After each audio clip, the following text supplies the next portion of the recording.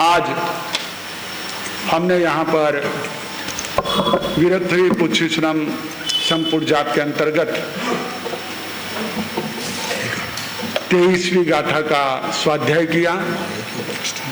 ये स्वाध्याय हमारी आराधना साधना का भी एक अंग है। इसके माध्यम से हम परमात्मा की भक्ति भी कर रहे हैं और यही हमारा माध्यम है आगम का स्वाध्याय, अपने आप को परमात्मा से जोड़ने का। ज्ञान के बिना हमारा जो जीवन है वो अंधकार युक्त होता है। ज्ञान का प्रकाश ही हमारे जीवन को वास्तविक दिशा देता है और उसमें भी हमारा जैन दर्शन ये बहुत गंभीर भी है और बहुत सरल भी है, बहुत लॉजिकल है, तार्किक है, प्रैक्टिकल है, प्रायोगिक है। कैसे इस जैन दर्शन को हम गहराई से समझ सकते हैं, मैं अपनी बात यहाँ पर रखूं उससे पहले चरम तीर्थंकर शासनपति श्रमण भगवान महावीर स्वामी, अरिहंत परमात्मा श्री सिमंदर स्वामी भगवान, परम श्रद्धेय परम उपकारी प्रातः स्मरणीय पूज्य गुरुदेव आचार्य भगवान श्री आनंद ऋषि जी महाराज साहब, वर्तमान आचार्य सम्राट आत्मज्ञानी सदगुरुदेव परम श्रद्धेय परम वंदनीय डॉक्टर श्री शिव मुनि जी महाराज साहब आदि समस्त ऊर्जा पुरुषों महापुरुषों पूज्य वरों के पावन स्मरण चरण को वंदन नमन। यहाँ विराजी स्नेही सहयोगी संत वृंद, धर्म प्रेमी बंधुओं, माता बहनों, जिनके वचन, जिनके सिद्धांत, जिनकी साधना, जिनके संदेश, जिनकी भक्ति, जिनका स्तवन, जिनकी आराधना, जिनकी उपासना आप और हम सभी को सही मायने में निर्भय बनाने वाले हैं, निडर बनाने वाले हैं, किसी भी परिस्थिति का मुकाबला करने के लिए शक्ति प्रदान करने वाले हैं। ऐसे परमपिता परमात्मा तीर्थंकर प्रभु महावीर की देशना जिनवाणी एवं तीर्थंकर परमात्मा के प्रति आप सभी के भीतर में रही आस्था का हार्दिक अभिनंदन। भोजनादिक दान में उत्तम अभय का दान है, सत्य में निष्पाप करुणा सत्य की ही शान है। ब्रह्मचर्य महान है, तप के अखिल व्यवहार ने, ज्ञात नंदन है श्रवण उत्तम सकल संसार में। यह हमारे सभी संत सती वृंद के प्रवचन की प्रिय ऐसी गाथा। अनेक संत सती जी के प्रवचन प्रारंभ में मंगलाचरण स्वरूप ऐसी गाथा का 23वें गाथा का दानान सिद्धम गाथा का पाठ आप हम सभी ने किया। इसमें 4 बात है। पहली बात, दानों में श्रेष्ठ अभयदान। अभयदान यानी अभयदान का अर्थ क्या? जीवन दान देना। हम कैसे दे सकते हैं? हम ना ले सकते ना दे सकते। कैसे दे सकते हम? क्षमा कर देना, तो क्षमादान हुआ, अभयदान थोड़ी हुआ। हाँ, किसी जीव को हमारे द्वारा कष्ट का भय डर न रहे, ये अभयदान। तो ये कब होगा? हम किसी के कष्ट का, तकलीफ का, दुख का कारण न बने, हम अभय दे। ये कब हो सकता है? क्योंकि श्रेष्ठ दान तो यही है। बाकी सारी चीजें आपको पता है, मैंने बताया था एक बार, वो बकरी जो है वो घास में मुंह नहीं डाल रही थी। राजा ने पूछा, ऐसा क्या किया तूने? बोले, मैं हमेशा जैसे ही घास में मुंह डालती इस पर डंडा चलाता था, तो इसका घास खाना ही छूट गया। हमारे कारण से किसी के लिए आतंक पैदा हो, हमारे कारण किसी को दहशत पैदा हो, हमारे कारण से किसी के मन में डर उत्पन्न हो, ऐसा हमारा व्यवहार, ऐसी हमारी वाणी, ऐसे हमारे भाव भी नहीं होने चाहिए। वो अभयदान। प्रयोग हुए हैं ऐसे कि अगर कोई व्यक्ति पेड़ पौधों को सुधारने के, उनको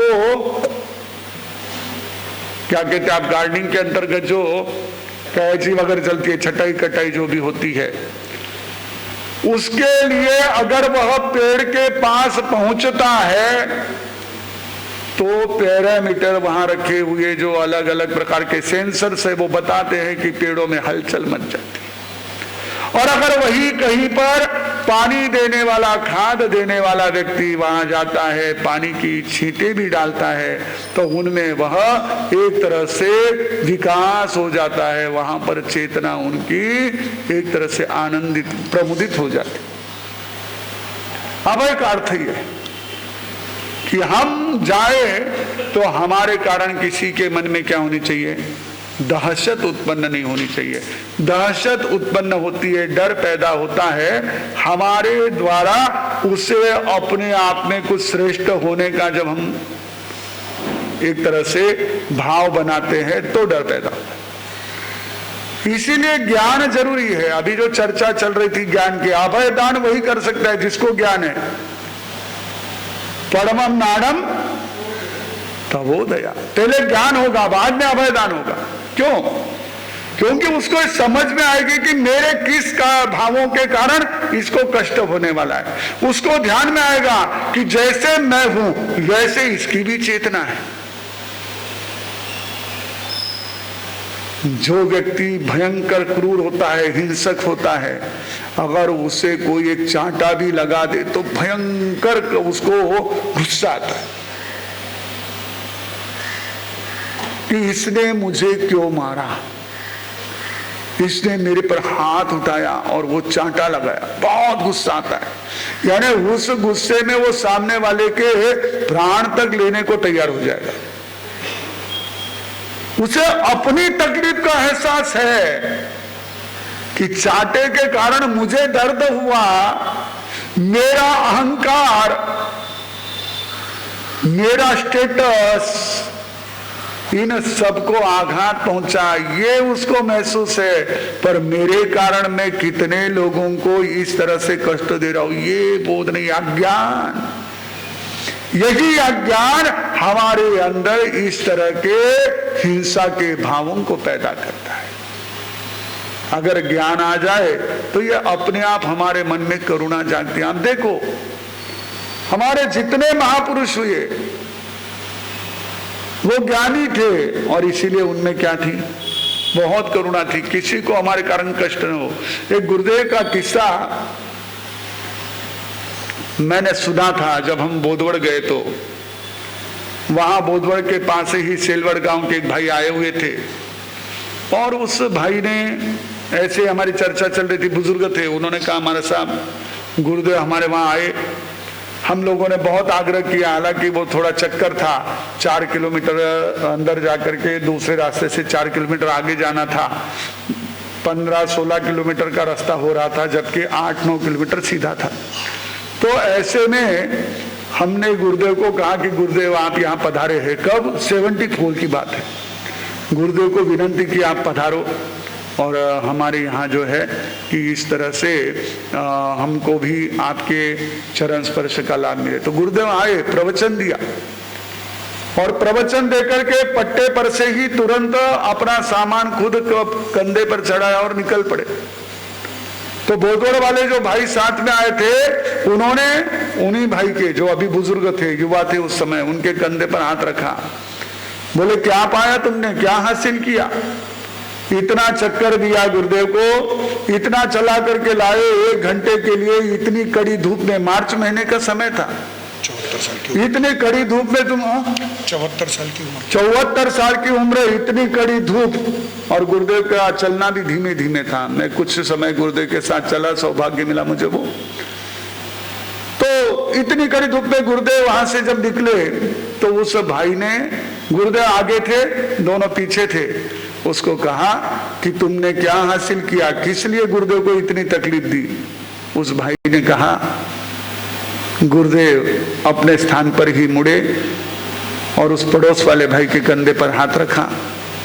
उसको कहने लगे, भाई तुम इनको कुछ मत बोलो, मैं मेरी मर्जी से आया हूं, इन्होंने मुझे कोई कष्ट नहीं दिया, मैं खुद चल करके आया हूं इनकी भक्ति के लिए। ये ज्ञानी होते हैं, ये अभयदान होता है। वो हर एक के मन का डर निकाल देता है, नहीं तो उसको तो हमेशा डर बना रहता था। मैंने गुरुदेव की आशा की गुरुदेव तकलीफ दी, गुरुदेव ने कितना उसको भी सहज में अभय दिया, यह अभयदान होता है। आप बाकी जो कुछ भी अपने धनराशि का सहयोग करते वो अपनी जगह ठीक है, लेकिन ये ज्ञान वाला जो है ना, ये सबसे पहले महत्वपूर्ण है कि हमारे यहाँ कितनी सुंदर ढंग से, कितने सहज ढंग से इन सारी चीजों को बताया। सच्चे सुबह अनवज्जम वयंती, सत्य बोलो लेकिन वो निरवध्य हो। किसी को कष्ट पहुंचाने वाला, किसी के दिल को छेद देने वाला, किसी को आघात पहुंचाने वाला ऐसे मर्मकारी हमारे शब्द न हो, जिसके कारण हिंसा हो, ऐसे शब्द न हो। हमारे यहाँ आगमों में उल्लेख आता है कि अगर मुनि कहीं जंगल में ध्यान में है, कौशक में, उनका कौशक पूरा हो जाए, उस समय में उनके सामने से कोई पशु, कोई मृग निकल जाए और पीछे पीछे कोई शिकारी आए और वो पूछे कि यहां से जो एक मृग अभी मेरे आगे था वो किस तरफ गया है, तो मुनि उस समय मौन रहे। अगर वो दिशा बता देंगे तो उस मृग को कष्ट पहुंचेगा, और अगर वो ना उसको झूठ कहेंगे तो उनका व्रत भंग होगा। मुनि ऐसे समय मौन रहे। बोलना है तो जिससे हिंसा न हो ऐसा ही बोले, हिंसाकारी शब्द न बोले, किसी को मर्म को आघात करने वाले ऐसे शब्द न बोले। बोलो तो हितकारी और घारी जावन हारी, कठिन है रखना संयम, इन गुणों कर लो विनियम। हे जसरा मोती बिखरे तुर तराजू तोल थारी, आत्मा जगाल गहरी नींद ने तू खोल, तू तो प्रभुवर रागुण गाल, सब सो मीठो मीठो बोल। निरवध्य बोलना चाहिए। जो किसी प्रकार से किसी के हृदय को ठेस नहीं पहुंचाए, किसी पाप की अनुमोदना करने वाला न हो, ऐसा शब्द बोलना चाहिए। कई बार हमको लोग कहते हैं, हमारे साहब आप आज्ञा दो तो मैं कर लूंगा। तुम्हारी आज्ञा क्यों मांगे रे बाबा? तुझे करना है, तेरी अगर जरूरत है, हमारी आज्ञा लेकर के हमारे शब्दों को भी उसमें बांध करके हमको दोष लगाएगा। ये तुम्हारा काम है, तुम सोचो नहीं, पर आप आज्ञा दो तो वापिस उसका वही शुरू हो जाता है। अरे भाई यही होता है हमारे यहाँ। कई चीजों की मर्यादाएं इसीलिए हमारे समाचारी ने दी गई है कि हम बोलते समय में ऐसे ही शब्द बोले कि जिन शब्दों के कारण से किसी प्रकार के भी पाप कार्य की अनुमोदना या पाप कार्य की प्रेरणा न हो। ये हमारे लिए, वैसे ही अपने जीवन में भी हम अभय दे, हम निर्वध्य भाषा बोले।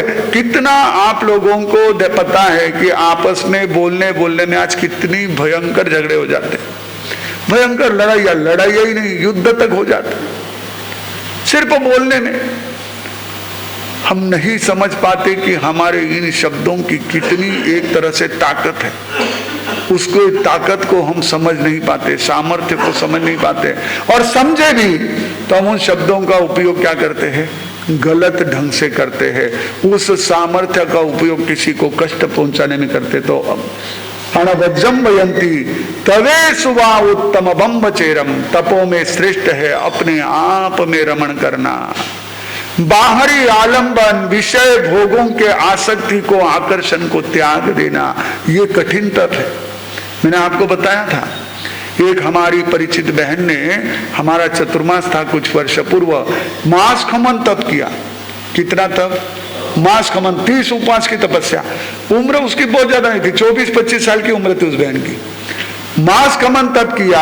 अब मास खमन तब करने के बाद जब पारना था, तो पारने के लिए हम लोग जब गोचरी में घर पर गए, तो मैंने उनको, हमारी जैसी व्यवस्था होती है कि जितने दिन की तपस्या है उससे आधे दिन तक तला, खट्टा, कोरे चावल, बेसन की चीज, इन 4 चीजों का त्याग करवाते हैं। तो उसके साथ मैंने कहा कि देखो, अभी आपको पारने के बाद अपनी मशीन जो है वो काफी एक तरह से सक्रिय होने लगती है, तो आराम की जरूरत है। तो 3 दिन तक रात को मोबाइल पर OTT नहीं देखना। मैंने उनको क्या नियम दिया, 3 दिन तक मोबाइल पर ये जो ऑनलाइन कोई भी सीरीज वगैरह चलती है, पिक्चर चलती है, नहीं देखना। तो उसने भी उत्साह में पचखान तो ले लिए।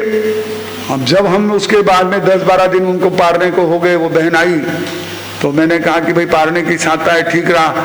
बोले माल साहब, मास खमन भी अच्छा हुआ, पारना भी अच्छा हुआ, लेकिन वो 3 रातें बहुत मुश्किल गुजरी। मैंने कहा क्यों? बोले वो OTT नहीं देखो तो चैन ही नहीं पड़े, बिना मोबाइल के रह नहीं सकती थी। ये हमारी एक तरह से विषयों की ओर, बाहरी सुखों की ओर, भौतिक सुखों की ओर, 5 इंद्रियों के सुखों की ओर की जो दौड़ है ना, वो दौड़ जल्दी रुकती नहीं है। वो महत्वपूर्ण है। हम इसीलिए तप करते हैं। हमारे पुराने लोग क्या कहते थे, 1 धापी तो 4 भूखी, और 1 धापी, 1 भूखी तो 4 धापी।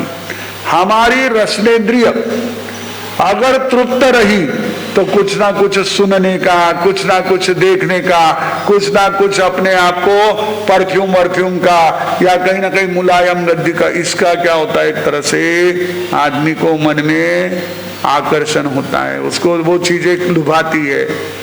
और अगर ये भूखी रही तो किसी भी तपस्या वाले को पूछ लो, घर में छौंको देवे, बगाड़ देवे, जी को चोखो लागे कही, घर में बड्डा आवाज में म्यूजिक चाले तो चोखो लागे कही, एकदम नरम नरम गादी पर सुजाओ के तो चोखो वाटे कही, टीवी पर घनो छान प्रोग्राम आए, देख लो टीवी का कार्यक्रम अच्छा लगता है क्या?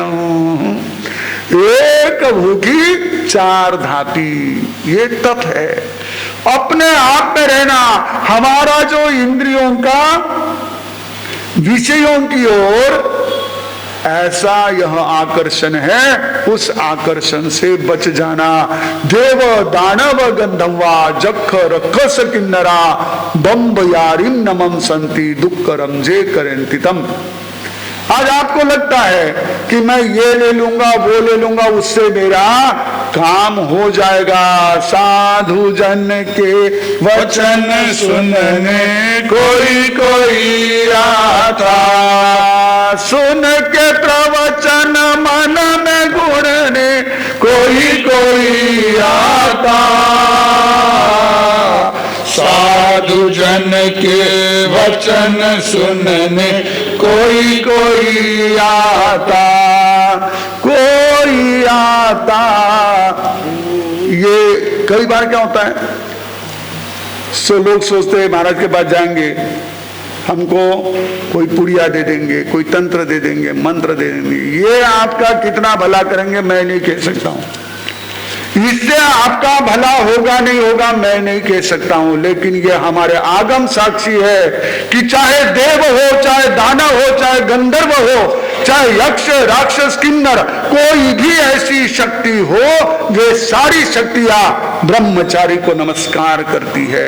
जिसके पास ब्रह्मचर्य की शक्ति है, हमने गुरुदेव जैसे महापुरुष को देखा, हमने हमारी मालोसी यानी मां सती रतन कंवर जी महाराज साहब के सुना, ऐसे ऐसे ये महापुरुष ऐसी विभूतियां थी कि इनके शब्दों को सुन करके, इनके समक्ष जाकर के, इनके चरणों में जाकर के भी व्यक्ति की अपनी समस्याएं सुलझ जाती थी, अपनी समस्याएं मिट जाती थी। यह सामर्थ्य था, ये सामर्थ्य ब्रह्मचर्य में। हम लोग उसको भूल गए, हमने इस बाहरी आलम्बनों को पकड़ लिया। आपको भी अच्छा लगता है, हाँ और सभी चौक है, आप देख लेना। अगर आपको अपने जीवन में किसी लक्ष्य को पाना है, आपको अपने जीवन में व्यवहार में भी किसी कार्य में सफलता पाना है, हमारे महापुरुषों द्वारा दिया गया ये मार्ग है। आप संकल्प करके देख लेना, मुझे 6 महीने के लिए, महीने में 15 दिन के लिए, महीने में 8 दिन के लिए, महीने में 10 दिन के लिए तिथि के ब्रह्मचर्य के पचखान है।